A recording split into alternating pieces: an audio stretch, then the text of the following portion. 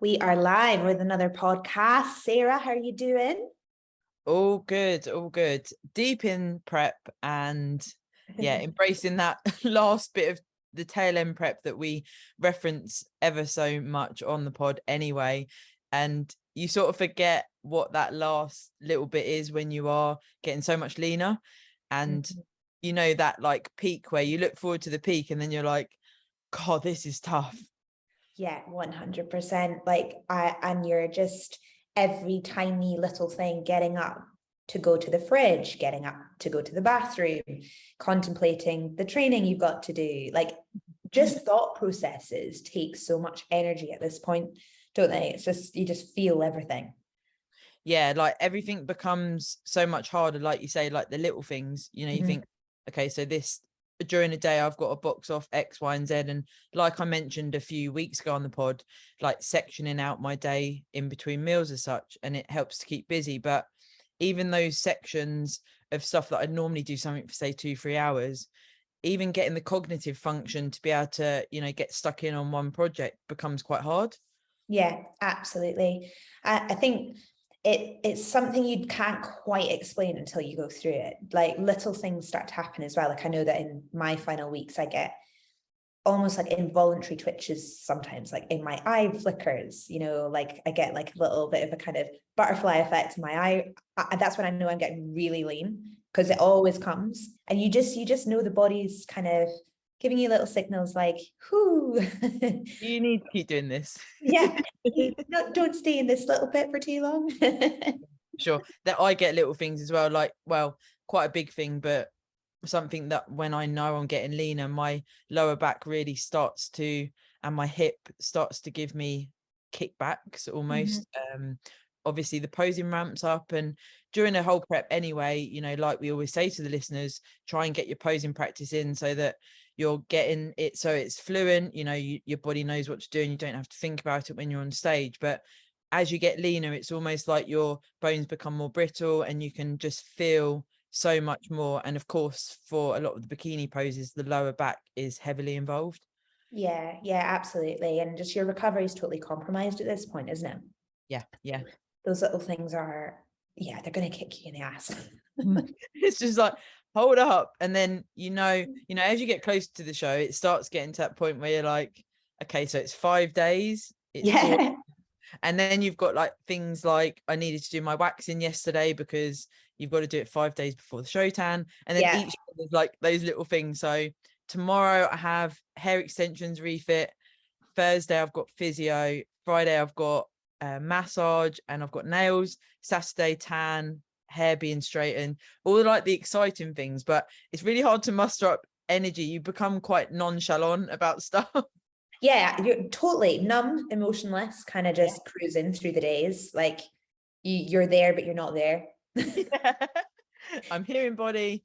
Yeah, I always think that, like, you're there, but you're there, but you're not there. It's a weird thing as well. Like, I don't know if you experience this, but that sort of, you're moving before you're almost moving. Like, you're walking, and it's almost like your body sort of coming with you in slow-mo. It's bizarre. It's such a bizarre experience.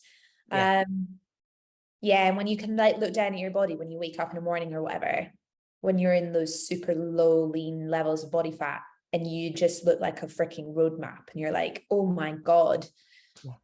And it's all fine. Yeah, like even after you eat, you think, because normally you can see like in your stomach that you've eaten, but now I look down and it doesn't look like I've eaten. No, exactly. I know. And then it's really interesting as well when you're that lean, when you go through various body temperatures, like when you're hot, your body just feels so pumped almost. And it can make you feel quite nauseous, whether you either hot or on the cold spectrum. Like, I'm a much colder now, and I actually sometimes feel quite almost ill with it. I'm like, I've got to get warmer. Yeah, So I know exactly what you mean. So not long. Nearly there. And nearly there. I mean, going and judging at the show at the weekend for UKUP, and you judging as well, and that's what we're going to talk about today. It being there and judging and seeing the physiques and seeing what people put into it, it really does just bring it back to how much I love competing. I love being on stage, and also for us as judges, giving back to people because we compete ourselves. You know what goes into a prep. And when you're on a judging panel, I was saying to Matt, when you're looking up at the physiques, you've just got the physiques represented. You don't know what anyone's done to get there, what they've potentially been through. But I think for us, we can safely say that, we know what people put into a prep. So when we judge, it's very important to us to get the right score and, be vigilant and really do pay attention to everyone that comes out on the stage.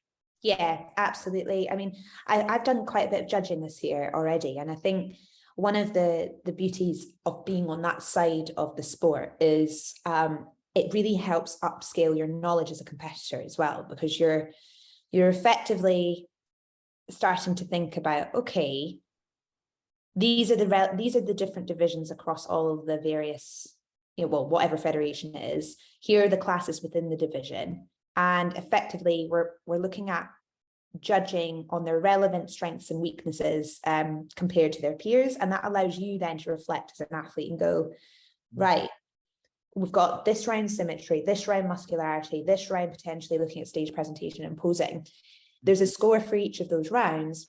So how do you make sure as an athlete, when you have that knowledge, and actually I think it's due diligence for like every athlete now, should think and go and work out what is the judging actually about. Because you can do all of this, but if you're not thinking really about how to hit those boxes on a judge's score sheet, you can lose crucial points. And so from having that experience, and I'm sure you feel the same, it gives you almost like not an edge, but you really understand what you're there to do. Yeah. And then you can totally emphasize the rounds properly. Yeah, because you know what it's like when someone comes in with stage presence, looks like they're enjoying it, looks like they're owning the stage, as it were. It's a night and day difference to someone that doesn't, and maybe hasn't practiced their posing, or maybe doesn't understand the criteria. And that does separate the winners from, potentially where you're going to get placed. Yeah, it absolutely does. It absolutely does. And, every division has a slightly different process depending on what it is, but at the end of the day, they're all very similar, which I'm sure we'll talk about now. We'll go through kind of the process of what it is. I judged the WNBF Ireland show this weekend, so it'll be nice to sort of compare the different judging sort of processes, because that's another thing as well, is not every federation uses score sheets that are the same. Not every federation has the same type of judging process as well, in terms of like, did they judge the posing? Did they not? Some don't, some do. Yeah, so it's going to be a good one, judging, what it's all about, how it all works, and to give the listeners a bit of a kind of inside scoop as to what we're looking for, I guess. Yeah, for sure. And I must as well start with a big positive. I had one of the competitors say to me at the show, he was like, do you do the podcast? And I was like, yeah. And he was like, I'm Neil, I listened to your podcast, and I must say the last 8 weeks it's got me through prep. And I was like, this is unbelievable. Like, I love that, because that's exactly why we do it. Yeah. And then he voice noted me on Instagram and he said, hiya, it's Neil, I met you at the show. I just wanted to say thank you for doing the podcast. I use it myself. I know it's more female orientated, but I've taken a lot from it. And I also work with a lot of female clients that are first timers and always put them onto the pod. So thank you, Neil. Hopefully we can continue fueling your journey. Yeah, let's get more of the guys in on this. But yeah, no, that's awesome to hear, because we're reaching lots of different areas of the industry, which is excellent. That's what we want. That's what we want.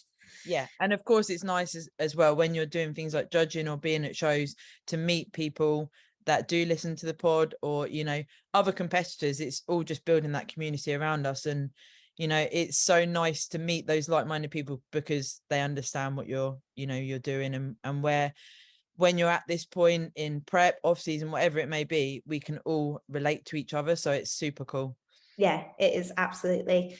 So yeah, let's get into it. Let's get into this. So competitions, bodybuilding, judging scores.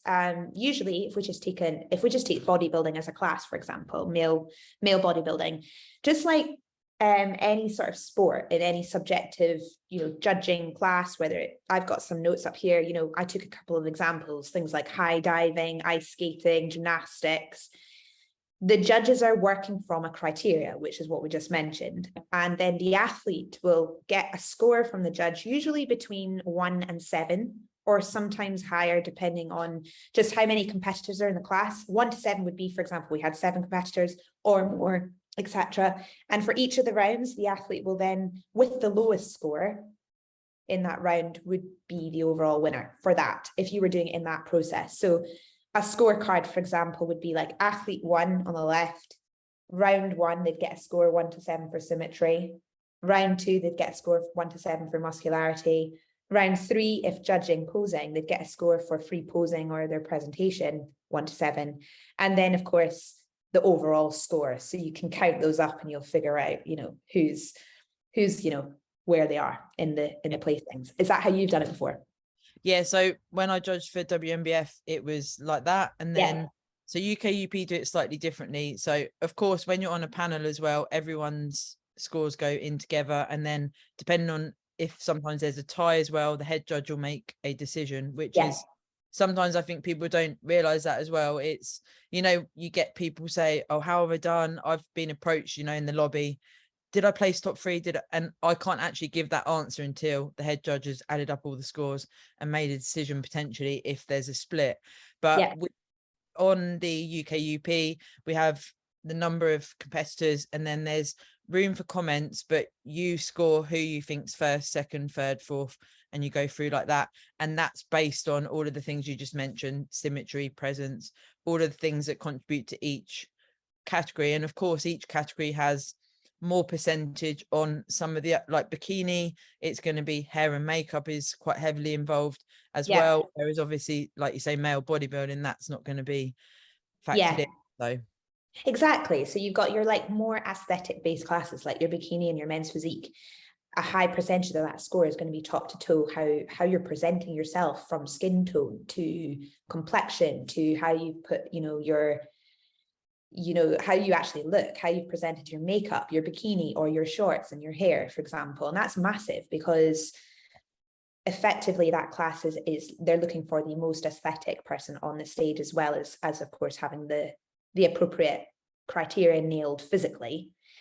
Whereas then you've got your more hard muscle based classes, bodybuilding, figure, and fit body if it's WNBF, or athletic figure if it's other federations, where you're really looking at almost what I kind of call that golden era bodybuilding typical scoring, which is conditioning, muscularity, where are they in terms of their shape? Does it meet that X-frame criteria that we're looking for?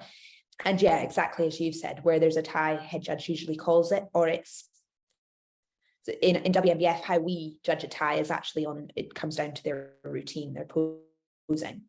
Whereas one athlete, you might have 2 on the score sheet by round 2, then you come into round 3, and who's presenting that wonderful physique in a slightly more classical performance way as well. So yeah, like you say, every federation is very different. I think it would be really good for the listeners, if you think so, to go through almost like what symmetry, muscularity and everything means. Yeah, because I think that sometimes when you look at, especially when I was the first time, and when I looked at the criteria for what the judges are looking for, I thought, I don't understand what this means. You know, if you're coming from a non-physical background and going into bodybuilding, how would you know potentially what symmetry means, what stage presence is, all of these things? And it sometimes just gives you almost like a sentence and you think, okay, I don't really know what I'm heading for here. Yeah, absolutely. I mean, symmetry is like your staple first round for pretty much every class, because if you take bikini, you have 4 symmetry poses, but you have 4 poses effectively. And that's the symmetry round, or the overall round for bikini. Say when we move into the muscularity classes like athletic figure or bodybuilding, you've got the second round, which is usually comprised of 6 to 8 mandatory poses, which are the muscle shots. But symmetry fresh, round 1, stereotypically is the muscle size and the proportions of the body that are judged using the 4 symmetry poses, or what we call in bodybuilding terms, quarter turns, which is your front relaxed, quarter turn to the right, quarter turn to the rear, quarter turn to the right. And you're looking for symmetry. That's, you know, top to toe balance, ratio of torso length to leg length, limb length, how long the limbs are in relation to the full, frame as well. You're looking at the symmetry of the muscle bellies across the frame, front to back. But effectively, you're kind of looking at who is the most symmetrically balanced when they look at them from the front, from the side, from the back, and from the side. That's it in simple terms. Yeah. And of course, actually, symmetry, which might be quite useful for listeners as well. Your physique, the way you're made up, your genetics, your skeletal frame, all of that, it may determine what category would be suited to your physique. And I think sometimes, people come into this sport and think, I want to do this category, but actually it might be that it's better for them to work with a coach to fit a category that's better for their own physique and where they're at, because some people are more suited to, like you said, you always knew you'd be figure. Yeah. And I've got more of a bikini base skeletal frame, and I get that good V taper that we're looking for in bikini men's physique. Well, most of them, everyone wants a V taper, don't they? Yeah, totally. I think it's just almost like the depth of the taper. It's like every class needs the taper, every class needs that tiny V waist and nice level of V proportions to the top of, the delts and the back. It just then depends on the width of what that's going to be to suit the particular class. So like, we're still looking for a taper in bikini, but it's a neat taper. It's not a wide taper. It's, you're still looking for that beautiful proportion without it being like a full-on lat spread that the men's bodybuilding or the figure classes need, Yeah, and female bodybuilding, it might be that if your torso is slightly wider, that could be suited more to that category. Yeah, absolutely. And actually, you made a really good point there that where most of us as competitors get lower figures on the score sheets is actually in the symmetry round, because of the point you made. So much of that comes down to genetically how your skeleton's put together.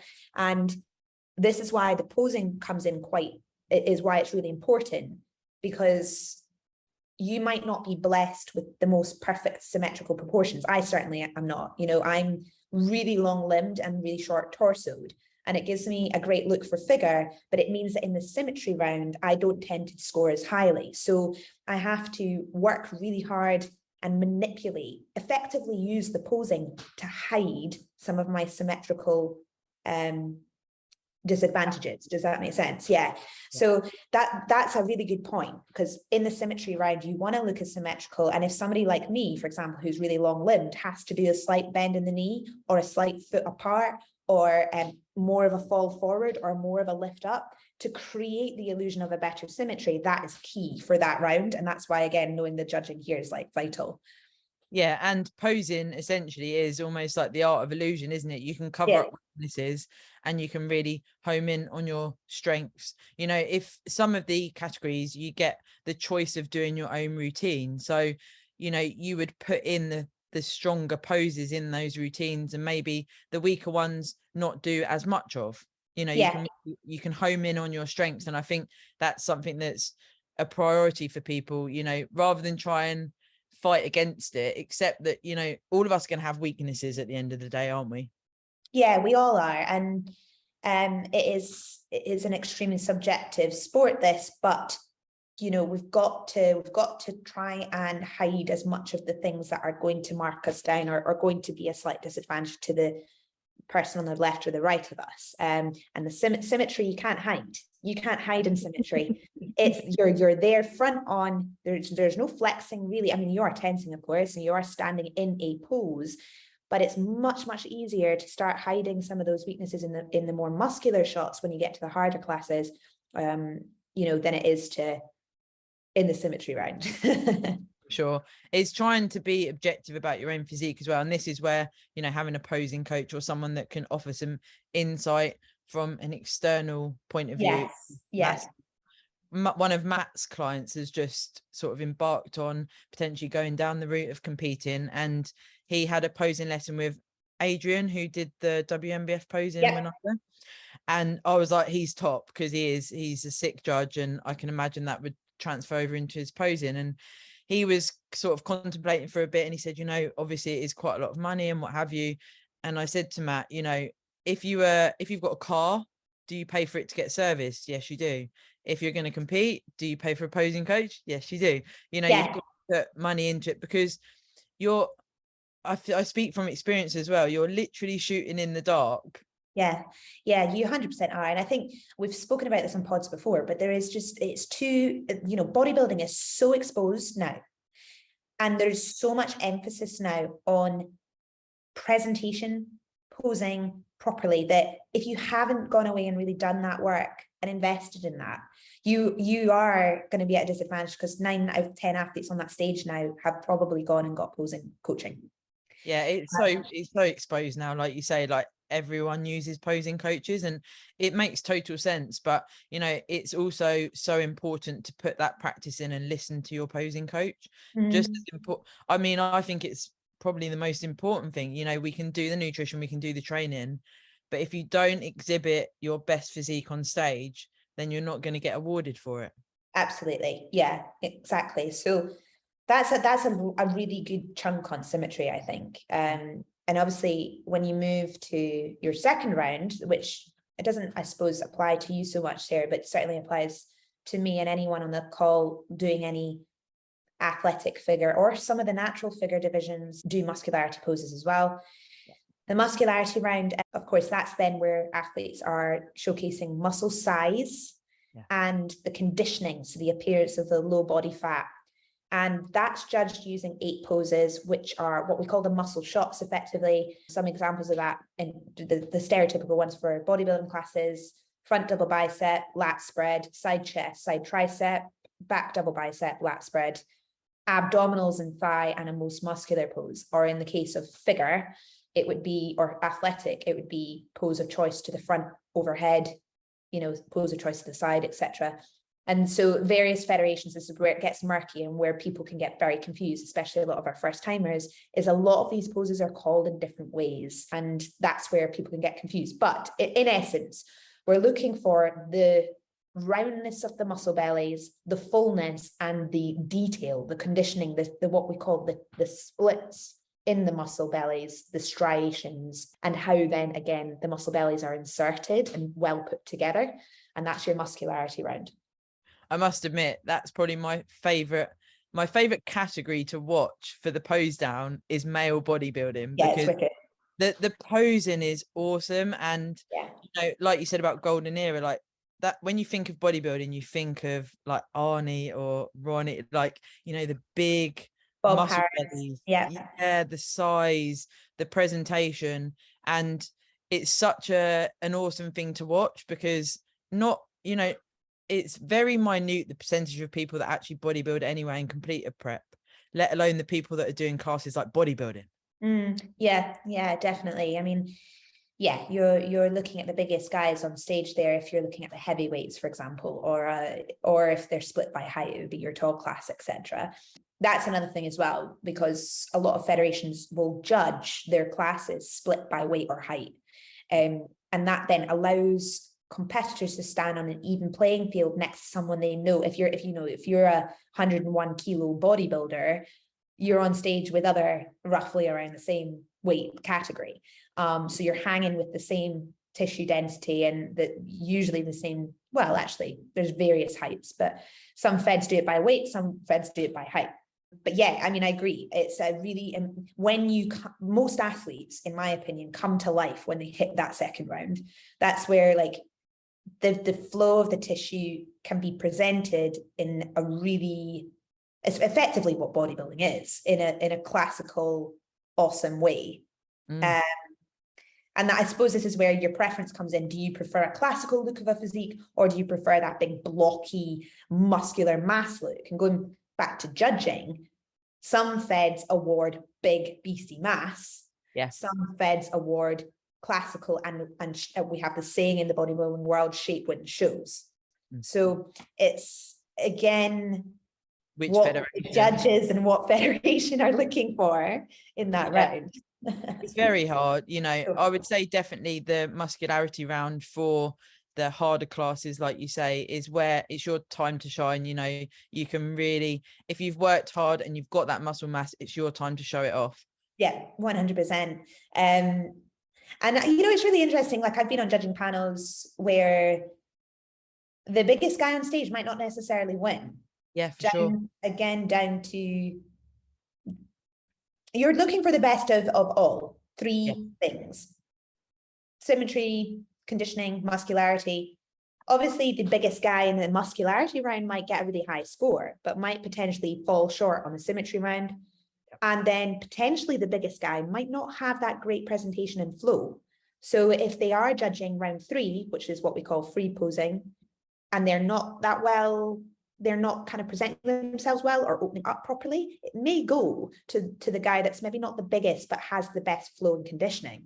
So this is why it's subjective, because a lot of people who don't know anything about it will just point at the biggest guy and go, oh, there's your winner, but not always.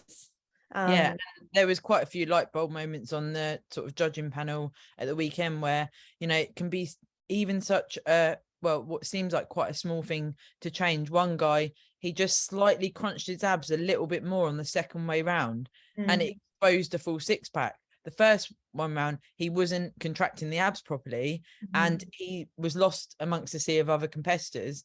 Second time round, it was like, where did he come from? Yeah, and so that's another awesome point, Sarah, because we all see, and this is something you've probably seen, the guys will all come out, same as females. Their initial round, everyone's kind of the same or thereabouts. So maybe a couple of more standout competitors, but as they go round and round and round, they get fuller.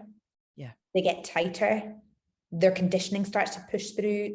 They may have pumped up, but then when you're hot and you're going around those rounds and being put through your paces, it literally separates the bunch.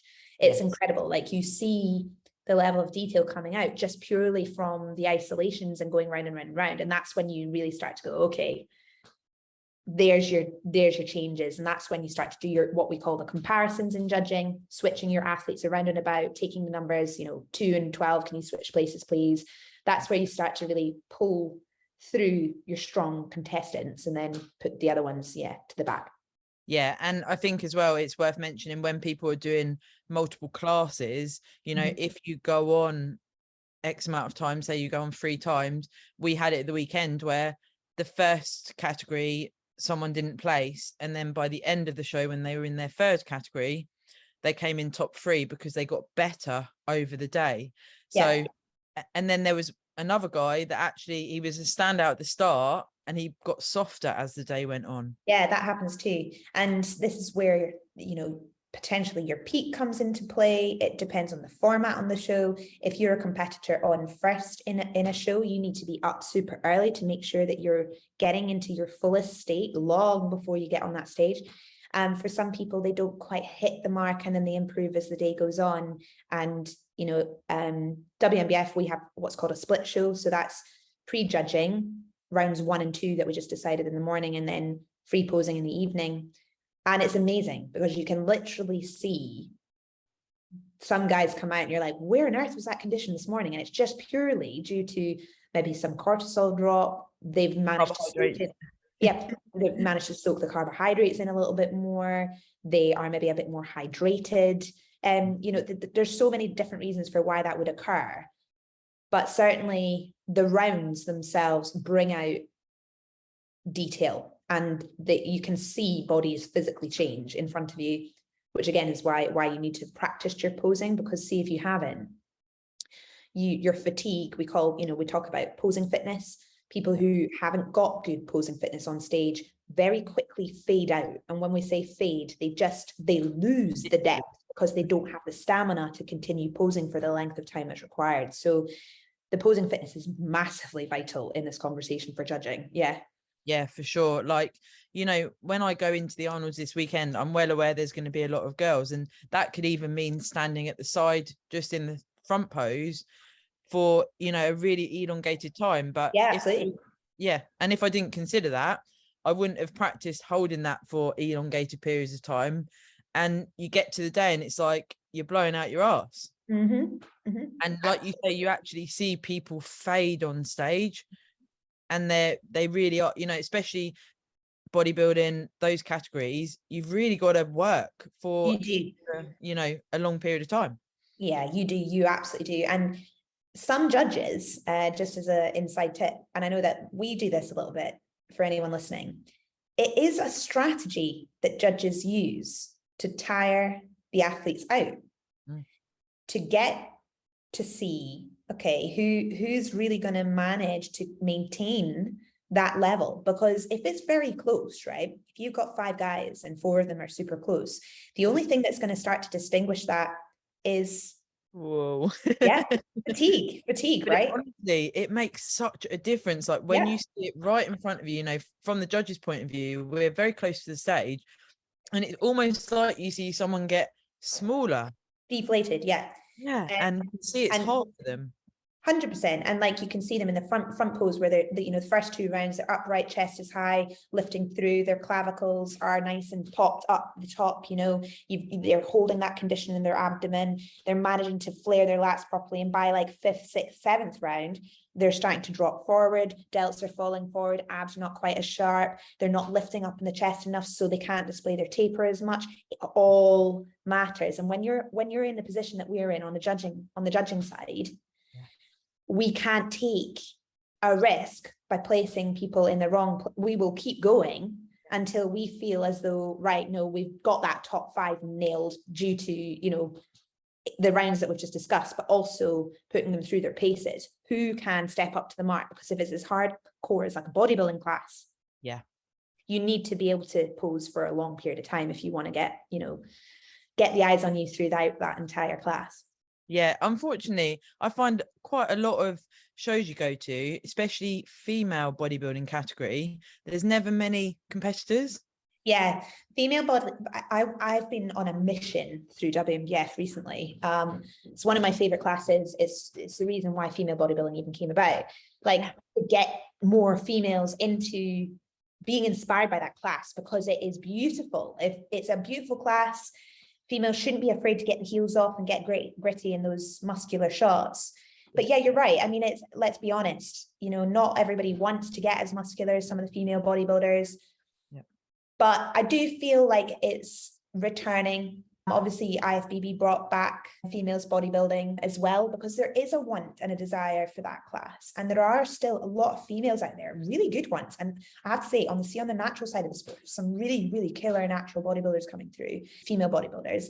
But it's a different kettle of fish, obviously. On the open side of the sport, you're talking about risks with your health there to get to that level of muscularity. So I can understand why it's not as appealing. Yeah, yeah. I definitely remember back in the day when I would see female bodybuilders and then understand, you know, when it was on the assisted side, what would need to go into that. Yeah. And I always felt like, okay, hats off, you know, if that's what you want to do, if you want to give yourself to the sport that much, you know, risk fertility, things like this, then, you know, that's a decision and that's a choice like everyone. But I was always astounded by, you know, the muscle mass on some of the female bodybuilders. It's unreal. And it's mega. I'm in awe of it, because I personally wouldn't go, you know, into that category, but I just think it's super cool. Yeah, I mean, it is. It's almost like, you know, it's that spectacle look, isn't it? It's completely niche in all sort of forms. I mean, I think the WPD class at IFBB level, it is effectively bodybuilding still, you know, it's just that more X-frame shape without the blockiness to the midsection. But the WPD division is beautiful when you've got the likes of like Julia Malacarne, DLB did it for a long time. God, I'm trying to think of other people that I can think of. Julia's standing out in my head because she's absolutely insane. Beautiful size. But like you say, it's, yeah. I mean, some of the figure classes are getting too extreme now, in my opinion, on the open side of the sport. There should be some sort of, I think, more, what's the word? We've talked about this, like federations have a duty and a responsibility to kind of keep it to a certain point. Yeah. And certainly on the natural side, obviously we've got a completely different mindset on things, but it's still important for health reasons. Like if I know a lot of figure girls in the UK, IFBB figure girls, who don't want to continue because they don't want to keep going to the level that, you know, is required. And that's it with different federations as well, isn't it? It can be such a mind warp. Like when I talk to people about it and try and sort of get across what the criteria is for bikini, it's it's the same but different in Yeah. every single federation. And it's sometimes as competitive, it's like trying to find where you fit and what federation you fit Yeah. with is Mhm. half the problem, Yeah. because you know, you can bring what you would think is on the criteria. You know, anyone who doesn't know, you can look on the websites of all the different federations, you can see Yeah. what the criteria is, but your version of what that may mean and what you think fits those boxes on the day, it might be that you don't get awarded for that, or you get really awarded for that and you found your federation. So there's definitely, I guess, merit in discussing that a little bit as well, because it can lead to feeling disheartened if you don't potentially get the placing you wanted, because you Mhm. feel like you've hit the criteria and potentially that wasn't awarded.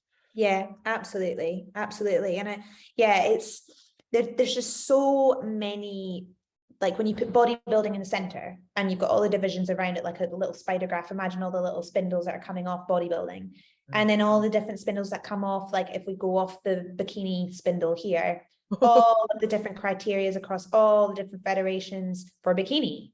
When the same for all the others, you're right. It's when you've had the chance to do your physique assessment, whether that's yourself or with a coach, and you've distinguished your skeletal structure and where that's best placed, you need to just focus on that spindle off wherever it is. If it's bikini, trial and error. I always say to first timers, I say this to my guys, we try maybe 3-4 federations, see where you fit, feel the vibe, feel the actual criteria, does it suit you?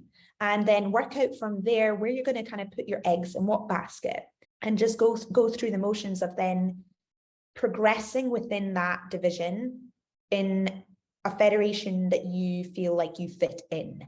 Effectively, that's what we've both kind of done. You know, I've done that through all of the natural ranks, right to the top. Now I'm providing that opportunity for other people to do that. And I see I've got friends like yourself who are now doing that in other federations across the pond and figuring out, right, where am I going to go? Because this is all new for you this year in your particular fed as well. Yeah, for sure. Like IFBB is much more leaner look. You know, a lot of federations now actually award a slightly softer look for bikini, because it's meant to be that sort of healthy look, as it were. Yeah. But the IFBB route is, I'd say, probably quite different to most federations in regards to bikini. Yeah, I'd agree. It is a much harder conditioned look for a bikini athlete. But yeah, so it's a myriad, but you effectively, going back to the judging, you're round 1 and 2, and then for some feds, round 3, which is free posing and the pose down, where, let me see, how do I just succinctly put this? Athletes' physique would be judged as they perform a routine, 60 seconds, or a T walk or a I walk. That usually lasts somewhere between 30 to 90 seconds. And then that round really just allows the athlete to display their personality and display their strengths, hide weaknesses, have a bit of a play if it's a routine. And it's often considered, what we started off with saying, the breaking round. It can, if somebody's really close, it could be a potential tiebreaker there as well. So you don't want to rest on your laurels, still use the round. Yeah. And of course, it will show if you've practiced that routine. Yeah, massively. Yeah. And, you know, I think it's very easy for a lot of bodybuilders to sort of do a bit of posing practice here and there, but particularly if you've got your own posing routine with your own music being displayed, you want to nail that ideally. Yeah, you do. And, you know, a lot of my posing clients ask me, like, how like advanced does this need to be? Does it need to be acrobats? Does it need to be, you know, on the floor splits, etc.? Yeah, the thing I always ask my posing clients is, okay, I give them a series of questions about their personality, their type. Do they like moving? You know, do they enjoy kind of floor work or not? Do they like being down there? Do they not? And you basically want to get a routine that allows you to confidently express yourself the way you want to, without it being something that's not you. I'm not going to get like someone who really doesn't like dancing and moving to do cartwheels and splits and back bends and levels. You know what I mean? And there's so many different ways now to create routines that are really special for the athlete's physique. And the key things to get in there for that free posing round are displaying the best poses that you have, and don't put poses in there that you don't like. If you hate the abs and thigh, don't do the abs and thigh. You don't have to. And like one lady who did a routine at the weekend, most of it was front facing, and she did a lot of the same stuff but just with a slightly different angle, and that was obviously what complemented her physique the most. So that was good to see that she'd obviously realized, actually my front poses are much more stronger than my back pose, so I'm going to play into that more. And it makes sense to do that, and you enjoy it more, because otherwise, you know what it's like, if you've got a pose you don't like and you've got to do it, you never feel 100% invested in it, because you're thinking, I don't know if I look that good here. You know, everyone will have this over their bodybuilding career. Like, you don't just do all the poses and feel good in all of them. No, absolutely. I mean, to this day, I hate abs and thigh, to this day. But yeah, if you've got it in your criteria, you have to do it, obviously, in the muscularity round. But yeah, your posing routine or your walk is that 30 to sometimes 90 seconds for you. And for some people, a lot of my clients, I focus quite heavily on that part of it, because there's more to take away from your stage experience than just the placing. We've spoken about this before. Regardless of where you kind of place, you've only got a limited amount of time up there. And if you're somebody that really genuinely loves moving, let's have some serious fun in that routine or walk. Let's really go for the sass, play up to the movements, get a piece of music that you just feel that total energy from. And that, you know, from being on a judging panel, I've seen some routines this year that I've sat there and gone, I want to see that again. That was see the passion. Brilliant. Yeah. I've got one female in mind, a girl called Kim Valente, who came and did this is her first season. She put together just a physically awesome routine. And the whole place was silent. You know, it was like, wow, that was killer. And I think you can get to the point where you make people's hairs stand on end, or you can capture a room and get them to pause for a sec and hold their gaze on that walk or that routine. That's a wonderful moment for an athlete to go away and go, I really love that. Yeah. And that's, like you say, with the music, like some of the songs that come on are so powerful, and you can see the athlete connect with that song, and you can imagine what potentially that song means to them. And it's like, you're sitting there, like you say, and you're just so captivated. It's amazing to see. Yeah, massively. And yeah, I think that's I'm certainly very passionate about that round, because I think you get to see what this is all about for a lot of athletes, and that's nice. That's a nice special moment for them. And as we said before, you know, like some feds are going to award the free posing round, and some feds don't score this round. Yeah, which I always think is funny, because I'm like, why have this? Why get them to do it if you're not going to score it? But I mean, that's just the nature of different federations' policies, I guess. So there's your sort of breakdown of judging, symmetry and muscularity, and then your free posing. What else do you sort of think in terms of judging would be helpful for our listeners? Well, we've obviously touched on stage presence, but I would say, expanding on that, you know, not everyone's going to be a natural stage performer, as it were. Like we've said before, you coming from a dance background, that was quite natural for you. Me not. It was harder for me to sort of, I guess, learn. But I would say enjoying your time on stage, and, you know, yes, prep is hard, and especially the tail end of a prep, it can really get to the point where, like we said before we jumped on, it's hard not to count down the days in a way that's not positive. Because it does get tough. But remembering that, you know, when you're on stage, to engage with the judges, smile, look like you're enjoying it. You know, I always say it's time to rinse the stage in a way that the judge's eye. Yeah, because when the competitors connect with the judges, let me tell you, as a judge, it makes a hell of a difference. It does. And, you know, you don't have to like stare the judges out, but like, it's just like little engagement, like, I'm really enjoying being here.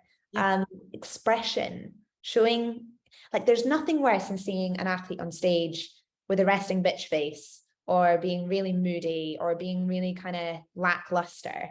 Now some of that might not be some of it might just be nerves. Yeah. But as part of sort of your practice, you do really want to think about exactly that, catching the judge's eye, you know, engaging with the judges, smiling, a little bit of sass, you know, having fun with it without kind of being like moody. Because we do see those athletes on stage with that kind of more aggressive facial expression, and it doesn't sit well.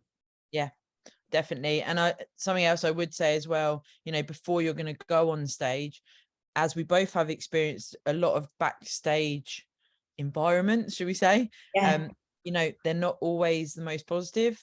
Sometimes they are, and you know, that does make a massive impact on how you feel. But when you're backstage, and if it isn't, you know, the positive vibe that you were maybe hoping for, try and stay in your own lane and try not to let that conflict what you're about to do on stage. It's still your time, and no matter who you're against, you've completed the prep. And if you've done your posing practice, you've done your prep to the letter, and you've done everything that contributes to you getting on stage, do what you've practiced doing. Don't let other physiques or other attitudes or whatever you come across affect your stage performance, because it's your time. 100%. I was in the posing studio with one of my athletes, Chelsea, the other day, and we were talking about like a lot of external factors and things that were going on. And I said to her, like, when you are doing your routine, it's Chelsea, the music, and everything you've thrown your hard work into for this, and that's it. Everything else goes out the window, and you owe it to like yourself just to be completely 100%. This is my moment for every single thing that I've gone through to get to here, to put this together, all the self-doubt, all the ups and downs, all the like great days and the shit days and whatever else is going on in your world. It doesn't matter now. You know, it's like time right now, it's just you hear that music, feel it, and have a hell of fun, and just go out there and have that 60 seconds of, this is what I'm all about. Yeah, for sure. It comes and goes very quickly. Like you get to this point and you're counting down days, and then you're suddenly like, the show's done. Yeah, exactly.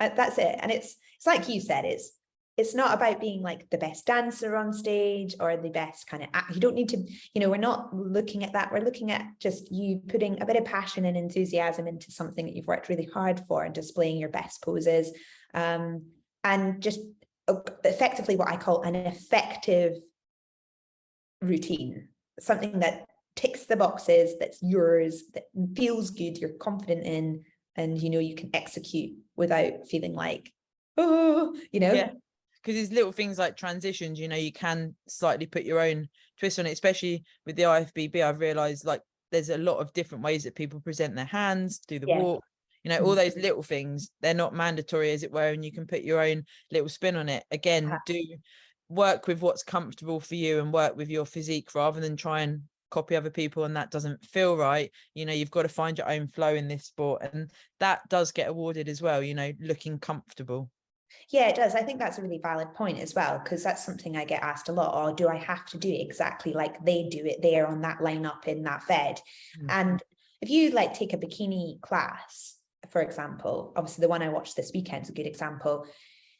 You're doing the pose. So you've got like the 4 poses and the 4 connectors, effectively, the transitions. You'll notice that most of the females will hit the pose there or thereabouts the same, but their transitions, exactly as you've just said, will be their own flavor of transition, whether it's a little shoulder pop or a look over the shoulder or a hair flick or a glute pop into a transition that then sits into the pose.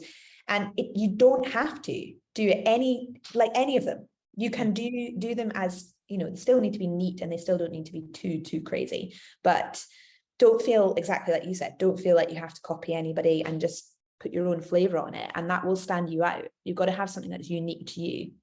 Yeah, for sure. Working within your own skill set, and if you're more comfortable with it, it's going to come across better, as long as you're hitting the mandatories and, like you say, there is a smoothness to the transitions, then you're a winner. Yeah, 100%. And I suppose the for the judging criteria to sort of be wrapped up, you have that free round. You then all are usually brought back out for that 60-second pose down, and everyone's like, what is the pose down? The pose down, it's not usually judged. It's 60 seconds. It's fun. It's for the judges to collate their scores down the table. We pull all the scores down to the end for what we call the adjudicator, which is basically the person who counts the scores up, makes sure they're all correct, etc. That's the time it takes for that process to happen. So the pose down is really a filler for the audience more so than the judges. So it's like, that's where you just have 60 seconds of free time. Just go for it. Yeah. It can be so fun, can't it? Yeah, my God, it's like, sometimes like when you get more experience at this, you can kind of look at the girl next to you and go, should we do the same pose together? And you can have a bit of fun with it. Yeah, you can move around the stage a little bit. You can move to the front. You can, you know, as long as you're not like punching people out of the way, which I have seen on stage. Yeah, not ideal and not sportsmanship. So we don't recommend that anyone listening. No elbows in the face. Yeah. I think that was an awesome episode for people to sort of understand a lot more about judging. And I feel like, well, not even just first timers, anyone can relate to this who competes, and it might just offer some reflection and some reminders to people that are competing to just, you know, when you're in the depths of prep, you sometimes forget these valuable things. So hopefully it's helped. And if it has, let us know. We always like to hear. 100%. And any other questions on judging, etc., drop us a message. We're both judges and we see it from all sides. So yeah, it's been a really, really useful one, and let us know other topics that people might want to hear. Yeah, we love to hear it all, and seeing it on the Instagram stories as well is super cool. So thank you all for listening, and we will see you next time. Wrap up. Good luck to Sarah this weekend. Let's go. See you later. Next time.